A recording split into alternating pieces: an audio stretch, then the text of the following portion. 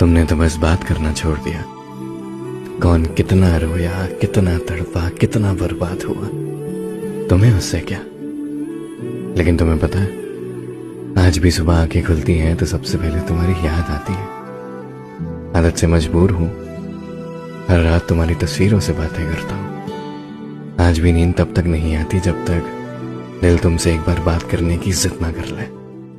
आज भी भीड़ में खड़ा रहकर तुम्हारा चेहरा ढूंढता हूं कि शायद तुम मिल जाओ कहीं। आज तुम्हारे बिना सब कुछ वैसा ही है, उसमें बदल गया हो। खैर, तुम्हें क्या फर्क पड़ता है। तुमने तो बस बात करना छोड़ दिया। कौन कितना रोया, कितना तड़पा, कितना बर्बाद हुआ, तुम्हें उससे क्या। लेकिन तुम्हें पता है, आज भी सुबह आंखें खुलती हैं तो सबसे पहले तुम्हारी याद आती है।